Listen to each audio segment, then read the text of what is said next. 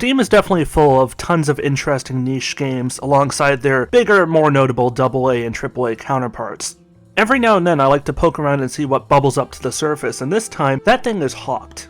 Developed and published by My Games, the same studio behind prior games like Skyforge and Conqueror's Blade, HAWKED is a team-based PvPvE extraction shooter, albeit one with a more cartoonish art style than one would normally expect within said genre, which tends to favor a more grittier, realistic visual aesthetic. Players face off in what appears to be a 3v3v3 format, with each team vying for domination over specific control points and other claimable areas of interest across the map, all the while scavenging around for whatever loot they can get their hands on.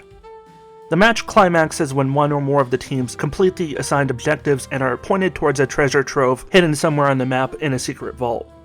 The players rush to be the first to open the vault and get their hands on the treasure before then having to bring the treasure to an extraction point some distance away, all the while being marked as a potential target for the other enemy teams. If this specific variation of the extraction formula sounds familiar to you, then yeah, it's not hard to draw an accusing finger and make the obvious comparison to Hunt Showdown. Now normally in these reviews, after outlining the broad premise, I'll start delving into the actual gameplay, but we're going to hold off on that for just a second because that wasn't the first lasting impression the game made on me, and odds are the same might be true of you. The performance here in HAWKED ranges from mediocre to abysmal. And yeah, this is an early access game, no denying that, so I'm more than willing to forgive the occasional lag or frame rate drop because we all know this isn't the complete final product. However, if the game can't even bring itself to launch successfully half the time, or even after initially loading up, then immediately getting soft-locked for perpetuity, then early access be damned. There are a ton of technical issues at play here. Everything from certain settings like resolution, microphone, or mouse sensitivity automatically resetting back to default between matches or upon relaunching the game, to the game itself kicking you from your group while still queuing for a match so you can no longer see your teammates, and yet simultaneously the game still throws you into the same match anyway. It's all very strange. No matter which way you turn, there's always some technical disaster or conundrum waiting for you around each corner. And all of this is setting aside the actual in-game oddities and bugs, like player hitboxes being wildly inaccurate at times. I've literally walked through environmental traps and hazards unharmed at times because the game did not properly register me walking through the space occupied by said danger. I was playing one match with a friend and some other random person on our team, and I walked through a vertical saw sliding back and forth on a scripted visible path, and nothing happened. It was as if I'd walked through empty air. HAWKED is much the same as other Battle Royale adjacent games you can play in solo, in duos, or in trios. However, 4-player groups are not supported here. While you wait for your match to begin, you can explore a small public central hub shared by other players. Of course, if you prefer to go off by yourself, there is a private quarters room you can locate on the ground floor. There's almost nothing to do there aside from maybe changing up your cosmetics and player model, but it's nice to get away from other people for a change. Even in-game, being around other people all the time can get a little exhausting. Clearly, my introverted nature has not changed all that much. The lobby itself is kinda cool to check out. There's plenty of verticality and parkour opportunities, as well as NPC vendors for you to talk to and purchase items from. It's all simple but efficient. If I were to nitpick just a little bit, I do wish the atmosphere felt slightly more alive. All the NPCs stand as if as statues. Not even any idle animations for most of them. Also, I wish the lobby was slightly bigger. This isn't the first time the developers have worked on an online game with an explorable lobby, and they've already proven they can make bigger and more immersive ones than this. I'm not saying the lobby has to be the same size as, say, the tower from Destiny 2, but if you, like me, find yourself waiting up to 16 minutes to find a match, which is what'll happen if you try to look for a game past midnight, you're going to very quickly run out of things to do. I will give the game credit in that, once you actually do find a match, the loading times are actually remarkably quick, almost instantaneous. At least, so it feels. The developers do a clever job hiding up the actual loading time behind a simple 3 to 4 second long animated transition cutscene of your team's characters readying up and jumping into the fray, followed by a seamless transition into gameplay as you jump through a portal leading you from the lobby into the actual world. One element that I think will be a deciding factor in whether or not you play or pass on HAWKED is the art style. I've seen and heard people compare it to Fortnite, which is not entirely accurate, as I would argue the art style here in HAWKED is even more exaggerated and cartoony by far than Fortnite's. Every time you fire a gun, you see little text bubbles appearing saying bang, boom, or what have you. Everything around you is quite bright and vivid, a little bit too much so at times. It's worth noting that while HAWKED overlaps a bit with Battle Royale games in terms of its gameplay mechanics, it is not in of itself a Battle Royale game. It is an extraction shooter. Your main goal is to accomplish a series of objectives coming in the form of various puzzles you and your team have to solve.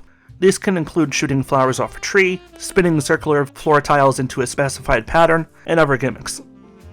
Nothing you'll be tasked with doing is that hard to do, but it can sometimes be time-consuming, and you don't really have all that much time to spare, since while you're doing your team's objectives, the other teams have their own objectives to complete. Of course, once you do complete all those objectives, a public notification will be sent out to all player teams, including the competing enemy teams, that you're closing in on the treasure vault, aka the final objective. Once you get to the treasure vault and open it, you have to quickly grab the loot that's inside and get the hell out of Dodge, because you never really know whether the other two teams are close at hand or whether they're fucking about halfway across the map. At that point, you have to take the loot to one of a few possible extraction beacons across the map, your pick, although you'd be smart to usually pick the closest one, unless that's where the other teams are fighting. And then it's just a matter of capturing said extraction point, similar to how you would any other control point, aka just stand on it for a while, and then you can send your loot off to safety. The gameplay formula is multi-layered and sophisticated. It makes no attempt to appeal to the simplest, lowest common denominator, and I think it's fair to say that will put off a lot of potential players. A lot of players prefer straightforward, fairly simplistic games that you can jump in and lose yourself in within the game's mindless repetition. There's a reason why Call of Duty more or less has remained totally relevant over the past 20 or so years. Same in a different way for games like Minecraft. In both cases, once you're familiar with the basics, you can kind of just let go and enjoy the immersion. At least that's my understanding of both, since I don't really regularly play either, but I've got loads of friends that do.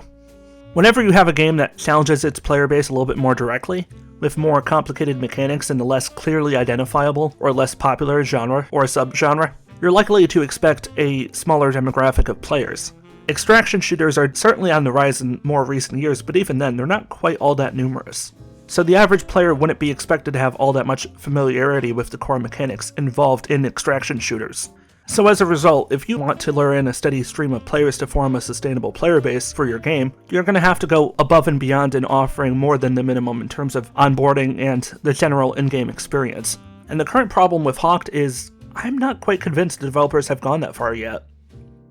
I don't enjoy criticizing developers who I believe are acting in good faith, as from what I've seen, that is absolutely the case. The developers here have done an excellent job in engaging with the community feedback directly, and even in many cases, acting on said feedback in a timely, efficient, and professional manner. It's not easy to calmly and productively respond to negative criticism. Believe me, I know this from personal experience, albeit on a far smaller scale. It's something I've personally struggled with at times, and it's something I'm always trying to get better at. It can be difficult to see something you've worked on diligently and with passion get torn apart by any visceral criticism, regardless of whether that criticism is valid or not. I say all this to clarify that, as in most cases, I'm not trying to publicly shame the developers for any of the game's major or minor problems, and I recognize that the potential to improve is absolutely there. This is merely about identifying whether, for now, right now, in the game's current state as an early access product, whether this game is worth recommending or not, and why. One of the game's most pressing issues at the present is the less than ideal netcoding.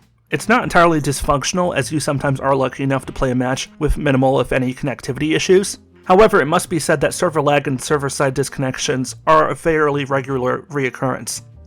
And for the record, I did do my due diligence here, immediately testing my internet connections after experiencing said issues, as well as cross-referencing my experience with similar widespread reports among other players, noting said issue in the game's Steam discussion forums and in user reviews posted to the game's Steam page. Another issue plaguing the game right now is movement. There's a lot of emphasis within the core gameplay loop surrounding navigation and movement. You can walk, sprint, even all-out run if you put away your weapon, and on top of that you can jump, climb, slide, surf over water, grapple to elevated ground, use pulleys to get yanked up to even higher vertical ground, not to mention using zip lines to get back down again. There are so many movement options to incentivize and reward rapid repositioning, and yet there are a ton of very fixable problems that hold these options back. Your character isn't programmed to climb any surface except those clearly marked with little yellow lines or whatever to indicate that this is a deliberately programmed surface. Yeah, I'm already getting flashbacks to that Golem game earlier this year, and that is not a good thing. Sprinting is dependent on an extremely low stamina bar that makes it impossible for you to run more than a few dozen feet before running out of breath. Jumping has no utility whatsoever aside from initiating climbing. A double jump or increased verticality for a single jump would be enormously appreciated. Sliding is pretty nice, although the transition from slide to walking or sprinting again should carry with it a ramp down in speed rather than an immediate halt, a feature that other games like Fortnite already provide. Surfing is pretty cool, although the game doesn't make it clear to new players when it's possible to initiate surfing or how to do so.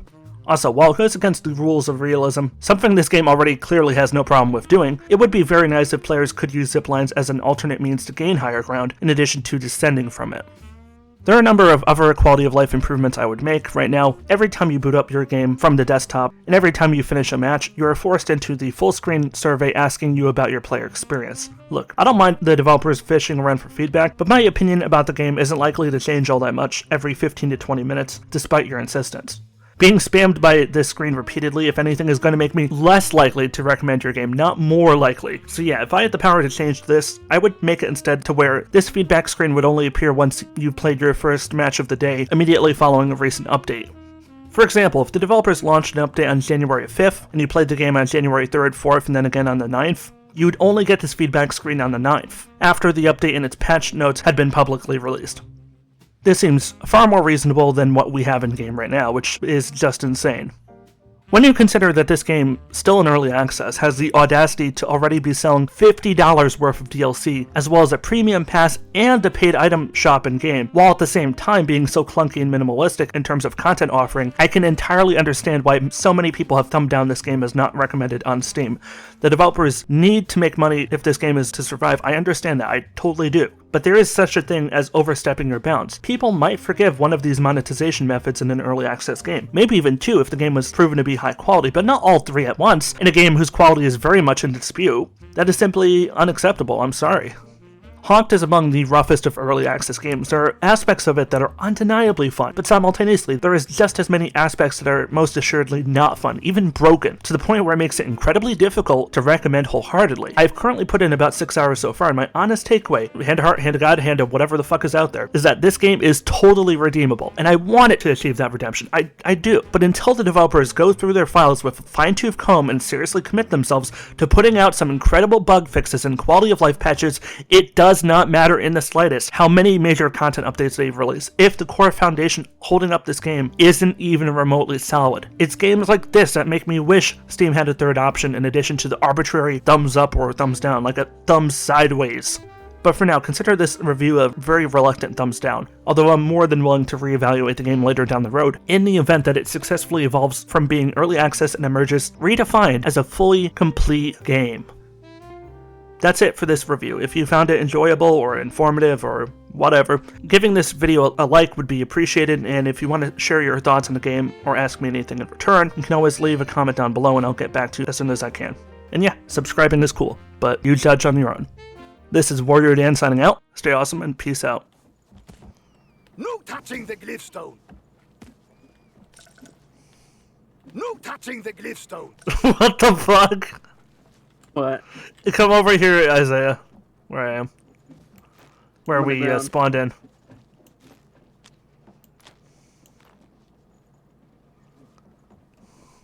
Where are you? Touch this. Use this. Hit use.